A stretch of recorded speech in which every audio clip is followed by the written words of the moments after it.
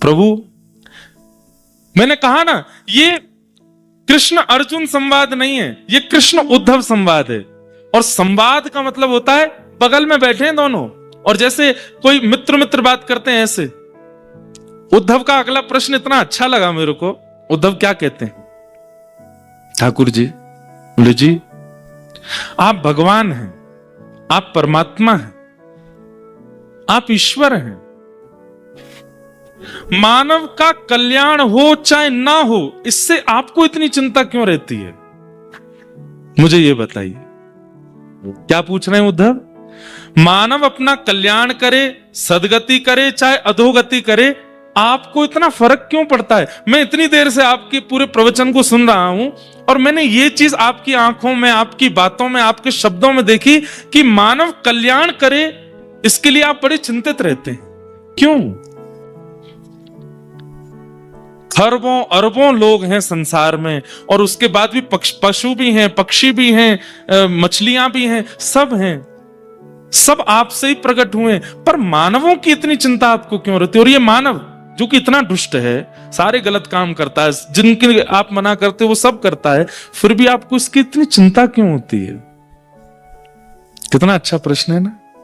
आपको मानव कल्याण से क्या मिलेगा? आप तो फिर भी परमात्मा हो, और मानव कल्याण नहीं होगा तो भी परमात्मा हो। आपको कुछ मिलना तो है नहीं, तो फिर आपको इतनी चिंता क्यों? होने दीजिए ना अधोगति इंसान की। ठाकुर जी बोले, नहीं उद्धव। श्री भगवान वाच, भगवान कह रहे हैं क्या कि मन लक्षणमिमं कायम लब्ध्वा मद्धर्म आस्थितः आनंदम परमात्मानम आत्मस्थम समुपैति मां। ठाकुर जी कह रहे हैं, उद्धव, मैं बहुत प्रेम करता हूं मानवों से। मैंने बनाई पूरी संसार है, पूरी सृष्टि बनी है, पर ये मानव, इससे मेरे को इतनी रुचि क्यों है पता है? क्योंकि मैंने इसको अपने जैसा बनाया है। मल लक्षणमिमं, मेरे जैसे लक्षण है इसके अंदर। कौन कौन से लक्षण हैं ठाकुर जी में? ठाकुर जी कह रहे हैं, जैसे आप लोगों ने शायद अनुभव किया हो, कई लोगों को शायद पता भी होगा, मैं लिख के भी लाया। जैसे भगवान शंख चक्र धारण करते हैं, हमारे शरीर की कई रेखाओं में भी कहीं कहीं शंख चक्र अंकित होता है, और रेखाओं में अंकित ना हो तो कई लोगों के सिर के इधर भाव में कहीं किसी के चक्र का निर्माण होता है, कहीं किसी के शंख का निर्माण होता है। तो जिस प्रकार ठाकुर जी शंख चक्र युक्त हैं, मानव की भी शंख चक्र उसके अंग पर होते हैं। इससे ये बात प्रमाणित होती है, जैसे चित्रकार चित्र बना करके नीचे अपना नाम लिख देता है या अपनी कोई डिजाइन बना देता है कि ये मेरा है, ऐसे भगवान के लक्षणों से युक्त हैं हम। तो शारीरिक लक्षण शंख चक्र, जैसे ठाकुर जी के वैसे हमारे। दूसरे नेत्र है, नासिका है, मुख है, कान है। भगवान कहते हैं बना तो पूरी संसार है, पर मानवों के नेत्र कान आंख नाक क्यों है? जो प्रिय होता है उसको ही तो अपने जैसा बनाया जाता है। मैंने अपने जैसा बनाया। अब बात करो तुम स्वभाव की, तो मेरा स्वभाव कैसा है? शांताकारम, मैं शांत रहता हूं। मानव का भी स्वभाव शांत है। किसी भी व्यक्ति को हल्ला प्रिय नहीं होता, किसी भी मानव को बहुत शोर प्रिय नहीं होता।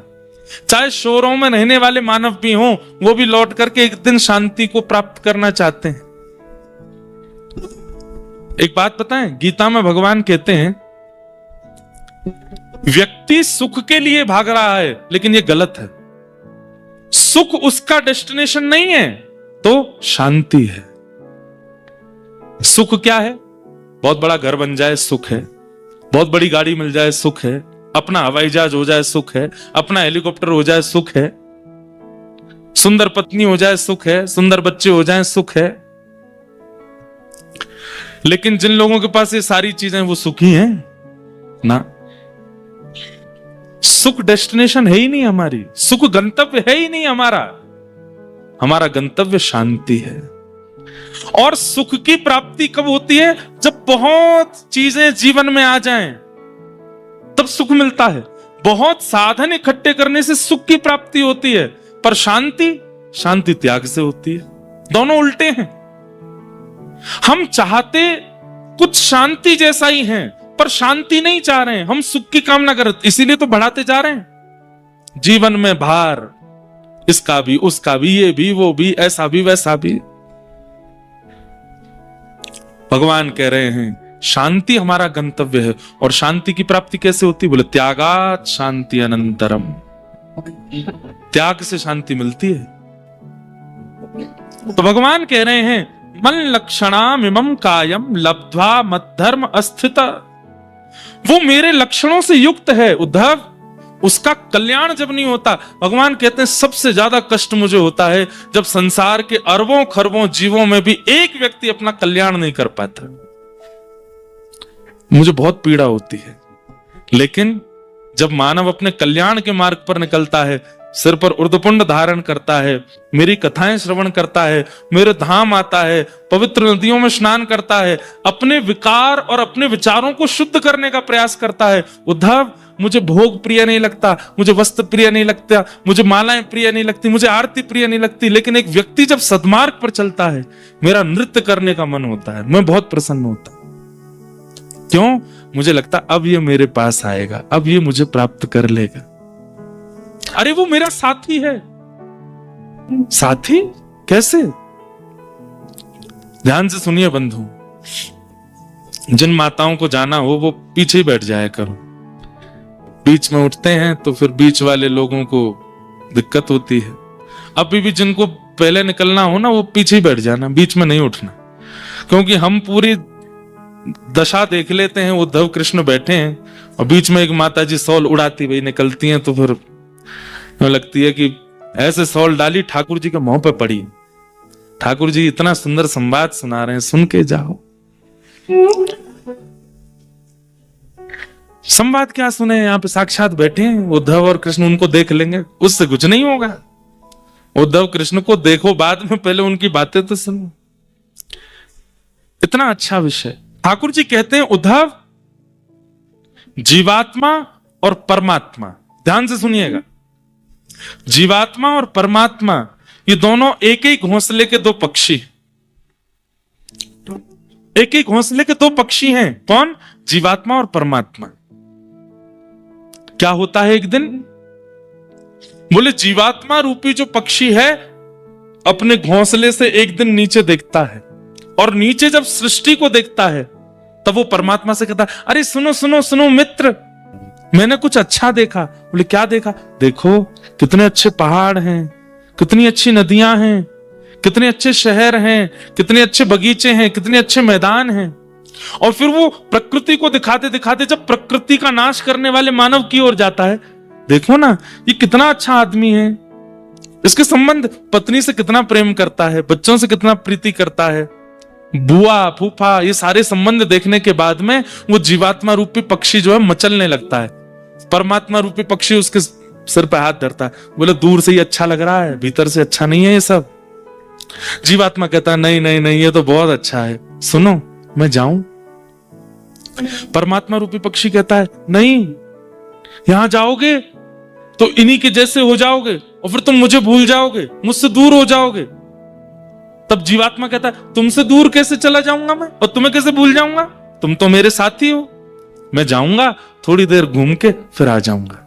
परमात्मा फिर कहते हैं नहीं वहां मत जाओ, ये संसार दूर से देखने में सुंदर है, पकड़ लेगा तुमको, लौट के नहीं आ पाओगे मेरे पास। मैं आ जाऊंगा, मुझे मार्ग पता है, और तुम मेरे अति प्रिय हो, तुम्हें मैं कभी नहीं भूल सकता। बार बार परमात्मा के मना करने पर भी उद्धव वो जीवात्मा जिद करता है। तो परमात्मा तो जानता है कि ये वापस लौट के नहीं आएगा, जाते जाते कह देता है बीच बीच में थोड़ा संदेशा भेजते रहना मेरे पास, मुझे तुम मत भूल जाओ। परमात्मा बोले मेरी चिंता मत कर, मैं तुझे नहीं भूलूंगा, अपनी चिंता कर। वो चला जाता है। जब वो जाता है और जैसे ही संसार में जन्म लेता है, माता पिता भाई बंधु बुआ फूफा पत्नी मित्र सखा बच्चे सबके बीच में ऐसा रम जाता है, फिर परमात्मा को उसकी याद आती है। बोले पूछूं तो सही कब आएगा? तब किसी आचार्य को, किसी कथावक्ता को, किसी संत को अपने संदेश वाहक बना करके ठाकुर जी भेजते हैं। बोले उसको बताना कि वो मेरे से बिछड़ के आया है संसार में। जब कथावक्ता बताते हैं, व्यक्ति सुनता है, दक्षिणा लेने के लिए कुछ भी बोलते हैं। हमारा कोई संबंध नहीं परमात्मा से, हम तो दूर के हैं। हमारे तो ये हैं, ये बैठे हैं बगल में, ये है बगल में लिपस्टिक लगा के बैठी है जो, ये हैं बच्चे जो टोपा पहन के बैठे हैं आगे, वो थोड़ा ही है हमारा, वो तो बहुत दूर है हमसे। बीच में कई संदेश ठाकुर जी आचार्यों के रूप में भेजते हैं, लेकिन फिर भी जीवात्मा चेतता नहीं। ठाकुर जी कहते हैं, उद्धव उस समय मुझे इतनी पीड़ा होती है कि मेरी कथाएं सुनने के बाद भी, मेरे धाम में आने के बाद भी, मैं मेरे संदेश वाहक आचार्यों से सुनने के बाद भी वो दोबारा संसार में ही रहता है, मेरे पत्रों को और मेरे संदेशों को अनदेखा कर देता है। तब मुझे बहुत पीड़ा होती है। और फिर जब उसकी अधोगति होती है, तब अधोगति के बाद मैं अपनी दृष्टि हटा लेता हूं, और दृष्टि हटाने के बाद फिर मेरी जितनी योगनियां हैं, मेरी जितनी शक्तियां हैं, और मेरे नीचे जितना देवता मंडल है, ये सब उसके कर्मानुसार उसको फिर दुख देते हैं। फिर वो 84 लाख योनियों में भटकता है, कहां कहां क्या क्या करता है। इसलिए उद्धव मुझे चिंता है, क्योंकि ये जीवात्मा मेरा है, उसका कल्याण हो। 1000 लोग कथा सुनने आते हैं, 1000 कथा मतलब ठाकुर जी का संदेश, ठाकुर जी का मैसेज, और जब उसको सुन के व्यक्ति वापस जाकर के अपने उन्हीं कार्यों में लग जाता है, तो ठाकुर जी कहते हैं अब भी नहीं चेता। इतना समझाया, इतना बताया, लेकिन फिर से वापस वहीं चला गया। इसलिए उद्धव, तुम जो ये कह रहे हो कि मैं परमात्मा हूं, मैं ईश्वर हूं, जीवात्मा अपना कल्याण करे ना करे, मुझे इससे क्या चिंता? मुझे चिंता है, क्योंकि वो मेरा अंश है। जिस प्रकार एक पुत्र पिता को पुत्र की चिंता होती है, जिस प्रकार एक मां को अपने पुत्र की, मुझे भी चिंता होती है प्रत्येक जीवात्मा की, कि वो अपना कल्याण करे। वो कैसे भी करेगा, उसका कल्याण क्या है? ये मुझे प्राप्त कर ले बस।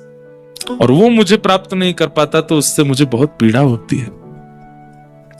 बंधुओं, ठाकुर जी के लक्षणों से युक्त हैं हम। संसार विकार युक्त है। ये संसार क्या करता है? उन लक्षणों को नष्ट करने का प्रयास करता है जो ठाकुर जी से मिले हैं हमें। सबसे बड़ा लक्षण हमारे अंदर क्या है? प्रेम। ठाकुर जी के अंदर भी वही लक्षण है प्रेम का, और हमारे अंदर भी वही लक्षण है प्रेम का, लेकिन उस प्रेम लक्षण से हम बिल्कुल परे हो जाते हैं। उद्धव कहता है, प्रभु